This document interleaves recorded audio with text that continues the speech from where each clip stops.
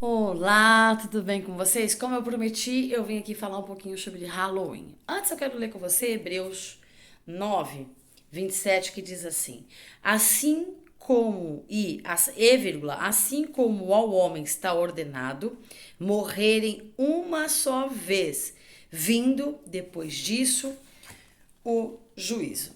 Para nós que somos cristãos, dia 31/10 é uma data importante porque comemoramos a reforma protestante, que foram as 95 teses que Martinho Lutero cravou na porta da igreja em 31 de outubro de 1517.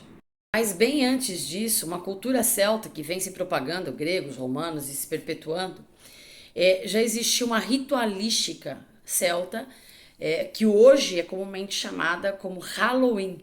E o que significa Halloween? É a véspera de todos os mortos.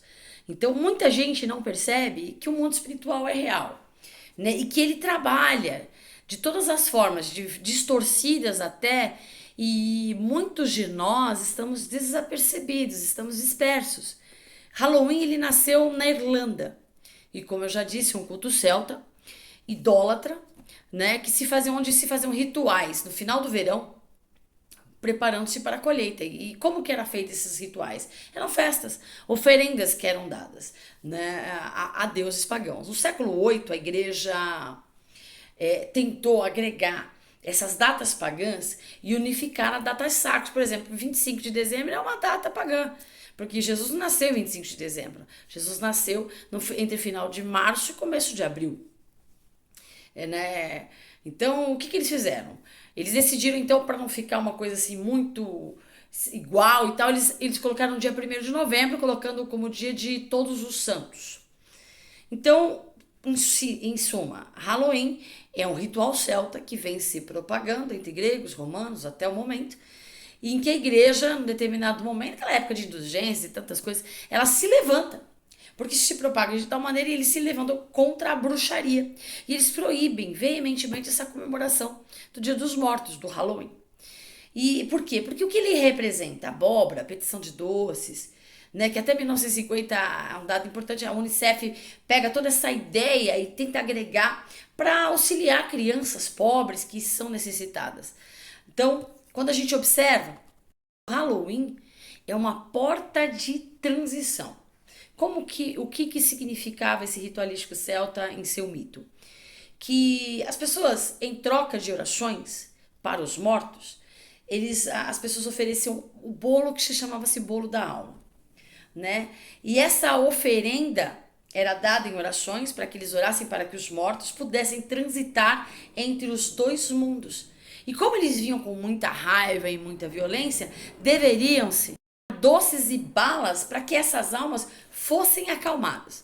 Nós percebemos que posteriormente a igreja ela bate contra isso de forma veemente, né? Tanto que em 1517, como eu disse, que é o que nós comemoramos, vem Martinho Lutero e crava as 95 teses, fazendo com que a igreja voltasse para os princípios da escritura, onde o justo viverá só pela fé.